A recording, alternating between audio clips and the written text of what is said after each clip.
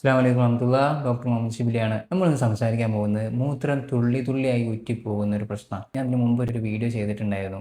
അതിൽ വിട്ടുപോയ കാര്യങ്ങളും അതുപോലെ ഇത് കാണാത്ത ആളുകൾക്ക് ഇനി നല്ലൊരു ഇൻഫർമേറ്റീവ് ആയിട്ട് ചെയ്യാനൊക്കെയാണ് ഞാൻ ഇന്ന് ഈ ഒരു വീഡിയോയുടെ മുമ്പിൽ വരുന്നത്. ഒരുപാട് ആളുകളാണ് ഈ ഒരു ബുദ്ധിമുട്ടായിട്ട് എൻ്റെ അടുത്തേക്ക് വരുന്നത്. അപ്പോൾ അങ്ങനെ വന്നിട്ട് എന്നിരുന്ന് പറയുമ്പോൾ നമുക്ക് തന്നെ സങ്കടം വന്നു. എത്രത്തോളാണ് ഈ ഒരു തുള്ളി മൂത്രമൊക്കെ വരുന്നുണ്ടാവുള്ളൂ, പക്ഷെ അത് ജീവിതത്തിൽ മാറ്റം ഉണ്ടാക്കിയെന്ന് പറഞ്ഞാൽ ഭയങ്കര മാറ്റങ്ങളായിരിക്കും. അവർക്കൊരു സ്ഥലത്തേക്ക് ഒരു യാത്ര ചെയ്യാൻ പറ്റുന്നില്ല, നിസ്കരിക്കാൻ പറ്റുന്നില്ല, അരമണിക്കൂർ, 3/4 മണിക്കൂർ, 3 മണിക്കൂറൊക്കെ ബാത്റൂമിൽ ഒരു ദിവസം സ്പെൻഡ് ചെയ്യേണ്ടി വരുന്നൊരവസ്ഥ. പള്ളിയിൽ ഇമാമ് നിൽക്കുന്ന ഉസ്താദുമാരുടെ അവസ്ഥ വേറെ. അവർക്ക് അതുകൊണ്ടുണ്ടാകുന്ന മാനസികമായിട്ടുള്ള പ്രയാസങ്ങൾ, ഇത് ശരിയാവുമോ എന്നൊക്കെ ആലോചിച്ചിട്ടുണ്ടാകുന്ന ബുദ്ധിമുട്ടുകൾ തുടങ്ങി ഒരുപാട് പ്രശ്നങ്ങൾ ഈ ഒരു തുള്ളി മൂത്രം കൊണ്ട് വരുന്നത്. ഇതിന് ചില കാര്യങ്ങളൊക്കെ ഉണ്ട്. ആ കാര്യങ്ങൾ ശരിക്കും ചെയ്യുമ്പോൾ തന്നെ ഒരുവിധം ആളുകളുടെ ഈ പ്രശ്നങ്ങളൊക്കെ തീരാറുണ്ട്. ഒരാളിനെ എത്രയോ ദൂരത്തുനിന്ന് ആ ഒരു വീഡിയോ കണ്ടിട്ട് എത്രയോ ദൂരത്തുനിന്ന് കാണാൻ വന്നിട്ടുണ്ടായിരുന്നു. വലിയൊരു മുസീബത്തിൽ നിന്നാണ് ഡോക്ടറെ ഞാൻ രക്ഷപ്പെട്ടതെന്ന് പറഞ്ഞിട്ട് ആ കാര്യങ്ങളൊക്കെ ഒന്ന് ഡീറ്റെയിലായിട്ട് പറഞ്ഞുതരാം. എന്തിനെ കുറിച്ചാണ് ഞാൻ പറയുന്നതെന്ന് വെച്ചാൽ, മൂത്രമൊഴിച്ച് കഴിഞ്ഞിട്ട് ഒന്ന് എണീറ്റ് രണ്ടടി നടക്കുമ്പോൾ ഒരു ഒന്നോ രണ്ടോ തുള്ളി പുറത്തേക്കാണ്ട് വരിക. അപ്പോൾ ഇത് രോഗമാണോ എന്ന് ചോദിച്ചിട്ടുണ്ടെങ്കിൽ ഒരു പരിധി വരെ ഒരു രോഗമല്ല ശരിക്കും പറഞ്ഞാൽ. കാരണം ഓസ്, നമ്മൾ തോട്ടൊക്കെ നനയ്ക്കുന്ന ഓസ് ഉണ്ടല്ലോ, നമ്മൾ പൈപ്പ്. അപ്പോൾ ഈ പൈപ്പ് ടാപ്പിൽ കണക്ട് ചെയ്തിട്ട് നമ്മൾ നനച്ചൊക്കെ കഴിഞ്ഞാൽ ടാപ്പ് പൂട്ടിക്കഴിഞ്ഞാലും ഈ പൈപ്പിൻ്റെ അകത്തുണ്ടാവും വെള്ളം ഉണ്ടാവും. ഈ പൈപ്പിൻ്റെ അകത്തെ വെള്ളം നമ്മൾ ഒഴിവാക്കാറില്ലല്ലോ. അപ്പോൾ ആരെങ്കിലും കുട്ടികളൊക്കെ വന്നിട്ട് ഈ പൈപ്പിൻ്റെ പുറത്ത് ചവിട്ടുന്ന സമയത്ത് എന്ത് ചെയ്യും, കുറച്ച് വെള്ളം അങ്ങോട്ട് പുറത്തേക്ക് പോകും. അത് ശ്രദ്ധിച്ചിട്ടുണ്ടാവും നമ്മൾ പല ആളുകളും. ഈ പൈപ്പിൻ്റെ ടാപ്പിൻ്റെ ഒന്നും കേടല്ല, ആ വെള്ളം പുറത്തേക്ക് വരുന്നത്. ഇതേപോലെ ഒരു മെക്കാനിസമാണ് നമുക്കുള്ളത്. നമുക്ക് മൂത്രസഞ്ചി ഉണ്ട്. മൂത്രസഞ്ചി ഒരു ടാങ്ക് പോലെ സങ്കല്പിക്കും. ആ മൂത്രസഞ്ചിയിൽ നിന്ന് ഇങ്ങനെ ഒരു പൈപ്പ് കണക്ട് ചെയ്തിട്ടുണ്ട്. ഇങ്ങനെ ലിംഗത്തിൻ്റെ പുറത്തേക്ക് ഇങ്ങനെ വന്നിട്ടുണ്ടാവും. അപ്പോൾ ഇതിൽ നല്ല മൂത്രം ഉണ്ടാവും, നല്ല പ്രഷറിൽ ഇങ്ങനെ മൂത്രം വരും. അതിങ്ങനെ കഴിയുന്നതിനനുസരിച്ച് പ്രഷർ കുറഞ്ഞ് നിൽക്കും. പക്ഷെ അത് നിന്ന് കഴിഞ്ഞാലും ഈ വന്ന വഴിക്കൊക്കെ കുറച്ച് മൂത്രം നിൽക്കുന്നുണ്ട്. പ്രത്യേകിച്ചും നിസ്കരിക്കുന്ന ആൾ മുസ്ലിംസിലാണ് ഈ ഒരു പ്രശ്നം കാണാറുള്ളത്. ബാക്കിയുള്ളവരത് വല്ല മൈൻഡ് ചെയ്യില്ല. ഒന്നോ രണ്ടോ തുള്ളി മൂത്രമില്ല, അതുകൊണ്ട് വല്ല ബുദ്ധിമുട്ടൊന്നും ഇൻഫെക്ഷൻസ് ഒന്നും വരാനൊന്നും അമിതമായ സാധ്യതകളില്ല. ഇങ്ങനെ ഉണ്ടാകുമ്പോൾ ഇത് ശരിക്കും തടവി കളഞ്ഞിട്ടില്ലെങ്കിൽ, അവിടുന്ന് ആ ഒരു പൈപ്പിൻ്റെ അകത്ത് കിടക്കുന്ന മൂത്രം കൂടെ എടുത്ത് കളഞ്ഞിട്ടില്ലെങ്കിൽ ഭയങ്കരമായിട്ട് കുറച്ച് കഴിയുമ്പോൾ ഈ തുടേൻ്റെ ഇടയിലൊക്കെ അമർന്നിട്ട് എന്ത് ചെയ്യും, പുറത്തേക്കാണ്ട് വരുന്നൊരവസ്ഥയാണ് വരിക. അതാണ് ഇപ്പോൾ സംഭവിച്ചുകൊണ്ടിരിക്കുന്നത്. നിങ്ങൾ മനസ്സിലാക്കുക. എന്തുകൊണ്ടാണ് അത് വരുന്നത്? പ്രത്യേകിച്ച് രോഗങ്ങൾ ഉള്ള ആളുകളിലും വരും. പ്രോസ്റ്റേറ്റ് കംപ്ലൈൻറ്റ് ഉണ്ടാകുമ്പോൾ അവിടെ ഉള്ള പൈപ്പിൻ്റെ ആ ഒരു ഇത് ചുരുങ്ങും. പ്രോസ്റ്റേറ്റ് ഈ പൈപ്പിൻ്റെ രണ്ട് സൈഡിലാണ് നിൽക്കുന്നത്. അപ്പോൾ ഈ ഇതിങ്ങനെ പ്രോസ്റ്റേറ്റ് വലുതാകുമ്പോൾ അതിൻ്റെ അകത്ത് കൂടെ മൂത്രം പോകാനുള്ള ബുദ്ധിമുട്ട് വന്നിട്ട് പിന്നെ കുറച്ച് കഴിയുമ്പോൾ മൂത്രമൊക്കെ ഇടയ്ക്കിടയ്ക്ക് മുട്ടുക, അതല്ലെങ്കിൽ കുറച്ച് കഴിഞ്ഞ് മൂത്രം വരുന്ന പ്രശ്നമൊക്കെ ഉണ്ടാവും. അതൊന്ന്. പിന്നെ ശരിക്കും മൂത്രം പിടിച്ച് വെക്കാൻ പറ്റാത്ത അവസ്ഥ കൊണ്ടൊക്കെ വരാം. ശരിക്കും ഒരു അസുഖമല്ല. അപ്പോൾ ഞാൻ ഈ പറയുന്ന കാര്യങ്ങളൊന്നും ചെയ്യാം. എന്നിട്ടും മാറുന്നില്ലെങ്കിൽ നമുക്ക് അതിൻ്റെ മെഡിസിൻസൊക്കെ നോക്കാമെന്നുള്ളതാണ്. അതല്ല ആദ്യം തന്നെ ഓടിപ്പോകണ്ട. യൂറോളജിസ്റ്റിൻ്റെ അടുത്തൊക്കെ ചെന്നിട്ടുണ്ടെങ്കിൽ നിങ്ങൾ അതൊരു രോഗമല്ല എന്ന് അധികം ഡോക്ടേഴ്സ് നിങ്ങൾക്ക് പറഞ്ഞു തരുള്ളൂ. അപ്പോൾ നിങ്ങൾ എന്താ ചെയ്യേണ്ടതെന്ന് വെച്ചാൽ, ഫസ്റ്റ് നമ്മൾ മൂത്രമൊഴിക്കാൻ ഇരുന്ന് കഴിഞ്ഞാൽ ഒന്ന് സ്പീഡിൽ മൂത്രമൊഴിക്കുക, നന്നായിട്ട് മൂത്രമൊഴിക്കുക. മൂത്രമൊഴിച്ച് കഴിഞ്ഞിട്ടതിന് ശേഷമാണ് നമ്മൾ കുറച്ച് കാര്യങ്ങൾ ചെയ്യേണ്ടത്. ആദ്യം നമ്മുടെ മലദ്വാരത്തിൻ്റെയും വൃഷ്ണങ്ങളുടെ ഇടയിലായിട്ടൊരു ഭാഗമുണ്ട്. ആ ഭാഗത്ത് നന്നായിട്ടൊന്ന് തടവി കൊടുക്കുക. മുന്നോട്ട് തടവുക കേട്ടോ.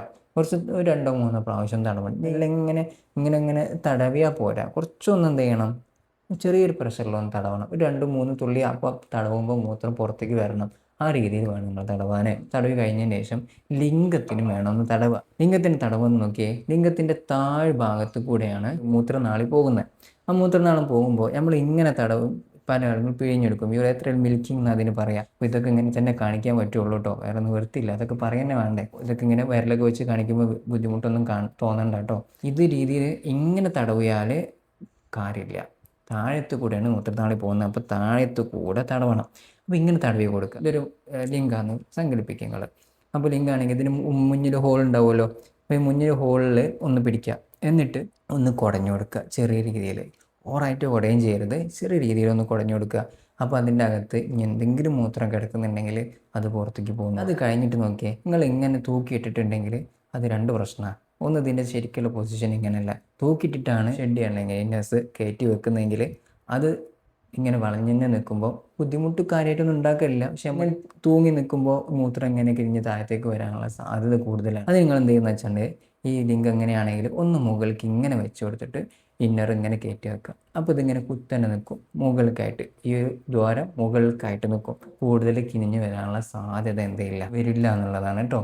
അപ്പോൾ ഇതാണ് ഇതിൻ്റെ കാര്യത്തിൽ നിങ്ങൾ ചെയ്ത് കൊടുക്കേണ്ടത്. പിന്നെ മൂത്രം മുട്ടി നിൽക്കുന്ന ഒരവസ്ഥ ഉണ്ടാവരുത്. ഒന്ന് മൂത്രം ഇടയ്ക്കിടയ്ക്ക് ഒന്ന് ഒഴിച്ചു കൊടുക്കുക കേട്ടോ. മുട്ടി കൊടുക്കുന്ന അവസ്ഥ ഉണ്ടാകുമ്പോൾ നമ്മുടെ ബ്ലാഡർ വീക്കാവും.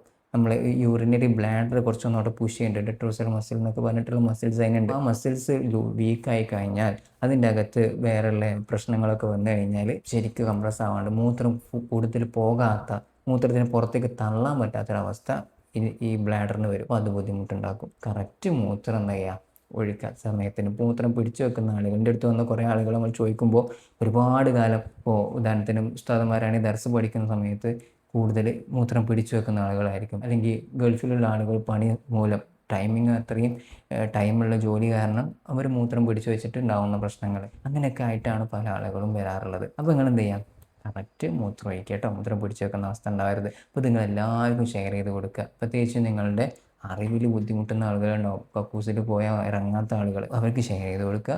ഞാൻ ഈ പറഞ്ഞ രീതിയിലൊക്കെ നിങ്ങൾ ചെയ്തിട്ട് നിങ്ങൾക്ക് മാറ്റം കിട്ടുന്നില്ല എന്നാണെങ്കിൽ രണ്ട് സാധ്യത അവിടെ ഉള്ളത്. ഒന്ന്, നിങ്ങൾ ചെയ്യുന്നത് ശരിക്കായിട്ടുണ്ടാവില്ല. അതല്ല എന്നുണ്ടെങ്കിൽ നിങ്ങൾക്ക് വേറെ എന്തെങ്കിലും പ്രോസ്റ്റേറ്റിൻ്റെ പ്രശ്നമോ അതല്ലെങ്കിൽ ബ്ലാഡർ വീക്ക്നെസ്, സ്ട്രിക്ചർ ഫോർമേഷൻ എന്ന് പറയും. ഈ മൂത്രനാടിൻ്റെ അകത്ത് ചെറിയ സ്ട്രിക്ചർ ഫോം ചെയ്യുക, ഒരു തടിപ്പ് പോലെ വന്നിട്ട് ഇടയ്ക്കിടയ്ക്ക് മൂത്രപ്പഴുപ്പൊക്കെ വന്നിട്ടും വേറെയുള്ള കാര്യങ്ങളൊക്കെ ഉണ്ടാവും.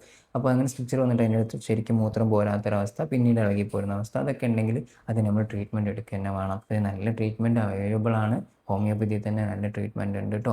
ഈ നമ്പറിൽ ബന്ധപ്പെട്ടാൽ മതി കേട്ടോ. നമ്മൾ സ്റ്റാഫായിട്ട് അറ്റൻഡ് ചെയ്യുക, നിങ്ങൾക്ക് വേണ്ട കാര്യങ്ങളൊക്കെ അവർ ചെയ്തു തരും. ഓർഡർ ബുക്കിങ്ങും കാര്യങ്ങളൊക്കെ ചെയ്തു തരും കേട്ടോ. ഇൻഷാ അല്ലാഹ് ഇനി ഒരു പുതിയ വീഡിയോ ആയിട്ട് വീണ്ടും കാണാം. അപ്പോൾ ഈ കാര്യങ്ങളൊക്കെ എല്ലാവർക്കും ഷെയർ ചെയ്ത് കൊടുക്കണം, എല്ലാവർക്കും എത്തിക്കണം. കാരണം ഇത് ഒരുപാട് പേര് ബുദ്ധിമുട്ടുന്നുണ്ട്. പലരും നമ്മൾ അറിയാത്തവരാണ്. ഒന്ന് രണ്ട് ഒരു 10-15 മിനിറ്റ് ഒക്കെ ഒരു ബാത്റൂമിൽ ഒരാൾ ഇരിക്കുന്നുണ്ടെങ്കിൽ, ടോയ്ലറ്റ് ഇരിക്കുന്നുണ്ടെങ്കിൽ നിങ്ങൾ നിർബന്ധമായിട്ട് അവർക്ക് ഷെയർ ചെയ്ത് കൊടുക്കണം. അവരാരോടും പറയാതെ കൊണ്ടെടുക്കുന്ന പ്രശ്നമാവും കേട്ടോ. എല്ലാവർക്കും ഷെയർ ചെയ്ത് കൊടുക്കുക. ഞാൻ പറഞ്ഞ പോലെ തന്നെ ഇൻഷാ അല്ലാഹ് പുതിയ വീഡിയോ ആയിട്ട് വീണ്ടും കാണാം. സബ്സ്ക്രൈബ് ചെയ്യാൻ, ഫോളോ ചെയ്യാൻ മറക്കണ്ട. ഞാൻ doctor Muhammad Shibli, Misriya health care, Pookkottur, Malappuram ജില്ല.